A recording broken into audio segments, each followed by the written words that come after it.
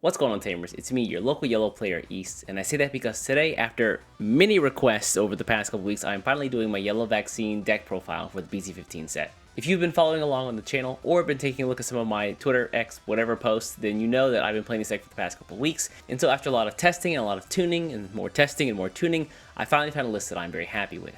Couple things to know right off the bat. This is a more aggressive list than you're probably used to if you're a yellow player, just because I personally prefer a more aggressive playstyle, and so I made my deck to match my own playstyle. That being said, this deck does contain some control elements insofar as DP reduction as well as security control. Let's dive in, take a look at some of the cards, and look at a couple of gameplay tips to help you start using the deck. So starting with the Digi-Eggs, we're going to run 4 copies of the BT13 Shadowverse. Shadowverse gives one of your Digimon jamming whenever your security is reduced on your turn, and because this deck does a lot to control the size of your security, both increasing and decreasing, it's really easy to give your Digimon jamming, and as a result, let them go on the offensive more quickly. Moving on to our level 3 Digimon, the first one's going to be 4 copies of the BT14 Patamon. This guy really is the star of the show, letting you Digivolve from Digimon in your security on the beginning of your main phase, which means that you can pull them out of raising and immediately go into some level 4 and then start making attacks. Additionally, if you do Digivolve into one of the Digimon in your security using this guy, you can then slot a card from your hand that's yellow vaccine into your security. That means you get to immediately use his inheritance effect, giving you +1 memory whenever your security increases. Swapping over from offense to a bit more value and resource, I also run 3 copies of the BT13 Kudamon.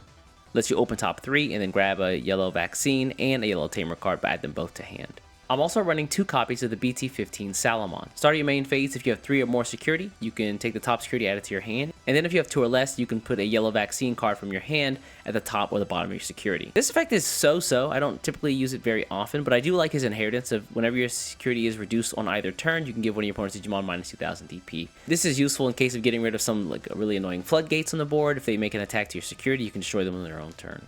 I'd say if there was any card you're going to swap out from the deck, this is probably going to be the one. I probably use Salamon the least, and honestly, I've been thinking about recently swapping him out for a couple copies of the promo Ukamon to make the deck a bit more aggressive.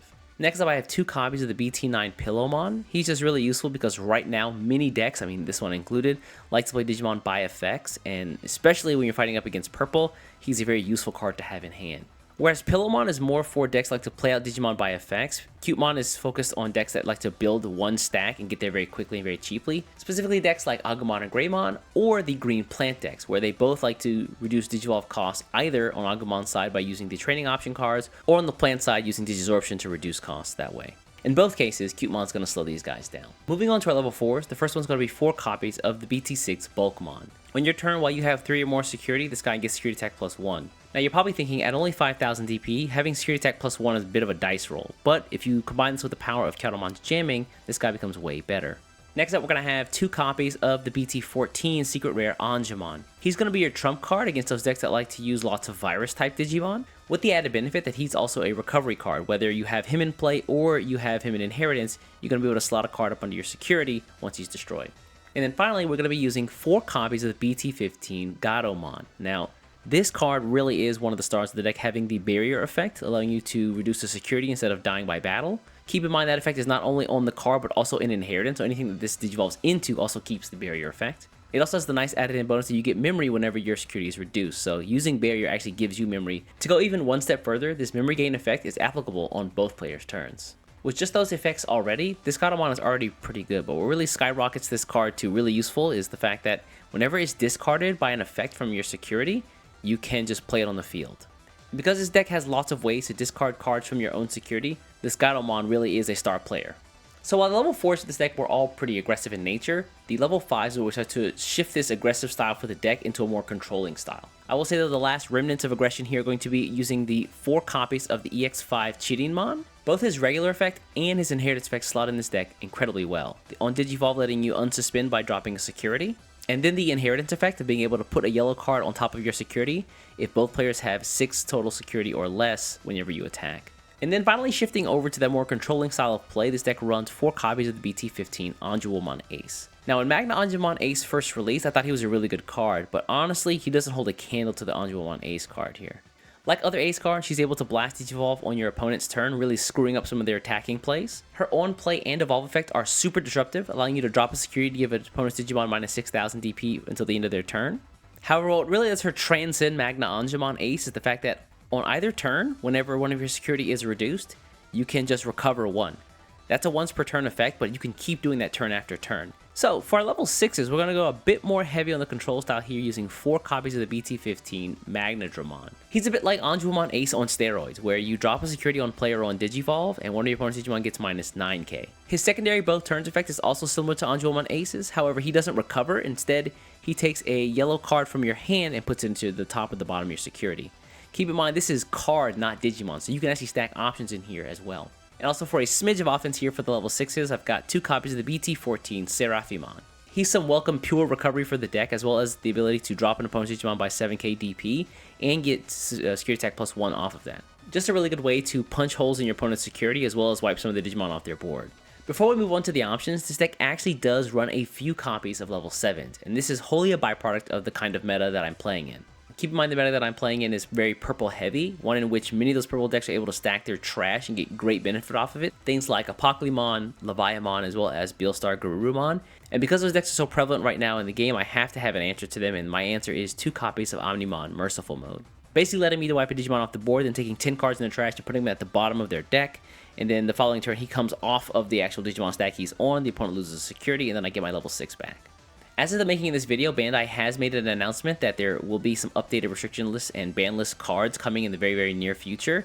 Because I don't know what those cards are exactly, I would say hold off on these 2 cards, because if lots of those purple decks are going to get their cards restricted, which I feel may be the case, you can actually remove this card and put in something else that is more to your liking.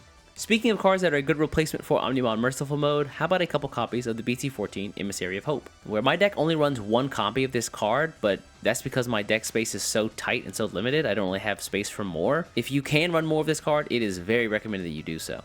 It's very similar to the Patamon effect, where for 1 memory, you can Digivolve into a yellow vaccine Digimon that's level 6 or lower in your security for free. And then if you have a TK Tamer down on the board, you can also recover after that. Spoilers, you're probably going to have one. Again, I only run 1 copy, but if you can run more copies of him, then I would definitely recommend it. Next up is going to be 4 copies of the yellow physical training card. If you've been paying attention to the cards introduced so far, then you probably realize that this deck doesn't have a great way to dig and find cards it needs to the deck. And that is what physical training here is for. You can just lend out the 2 memory to search a little bit off of your deck and then later use that to Digivolve and reduce costs. And then finally, I have run 1 copy of the BT15 Revelation of Light. Now, this card's effect essentially lets you take a level 4 or lower Digimon in your security and play it on the board. However, we're almost never using this for that effect. You only really want this for the security effect. The effect is similar to Shine Greymon Ruin Mode, where you give your opponent's Digimon minus 5,000 DP until the end of the turn. Keep in mind that effect also extends to their security Digimon as well, which means if you do this offensively, you're going to be able to probably live through some more checks. What makes this card fantastic, though, is like Gatomon, you can actually discard this card of your security and also get the security effect as well. This makes for some really cool plays where you can stack this card in your own security and then immediately pull it off and then wipe out all of your opponent's rookies and most of their level 4s on the board. Moving on to our Tamers, our first one is going to be 2 copies of the BT1 TK. This guy is timeless, letting you set your memory to 3 every single turn, and then on play, you can use your security as essentially a second hand, pull a card out of there, and then recover after it if it's a yellow card.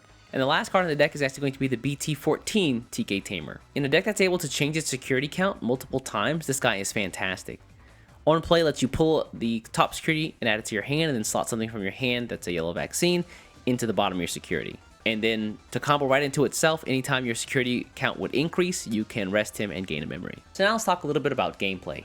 First of all, talking about the mulligan, what do you want to find in your opening hand? Honestly, with how aggressive I like to be with this deck, my opening hand, if I can find both a Patamon and a TK Tamer, I am Gucci. If you have a level 4 in there as well, that's even better. But these 2 cards in an opening hand are incredible. With these 2 guys in your opening hand, your first turn is a no-brainer. Digivolve into Patamon and Raising, and then immediately play the TK Tamer to grab the top card of your security.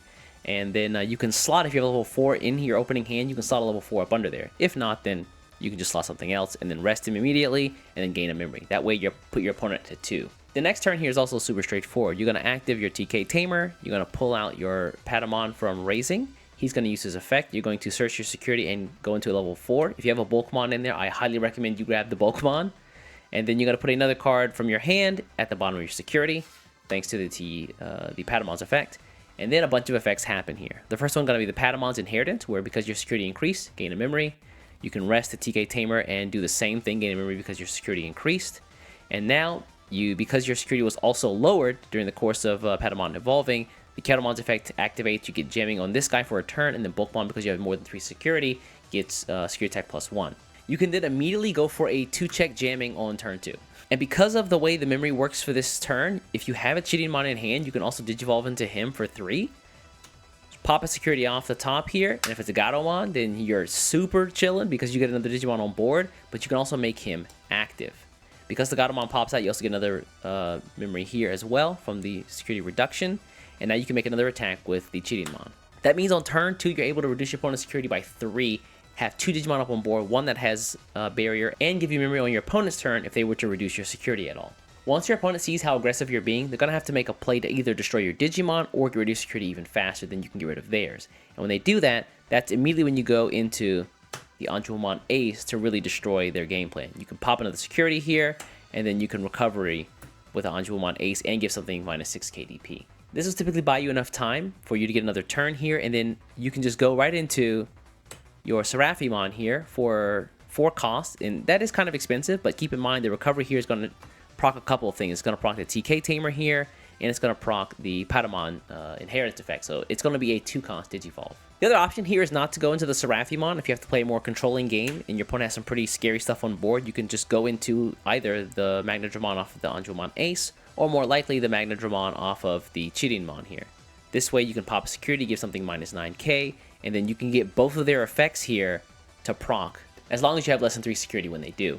You could do something like use the Magnadramon's effect here to stack like Revelation of Light on the top of your security, and then maybe you attack in with your Anjumon Ace here, and while some people would be worried about this Ace being hit by Overflow, if it's a bigger security Digimon, that's fine, because the barrier from the Gatomon is going to activate, and you can just give all your opponent's Digimon -5k using Revelation of Light.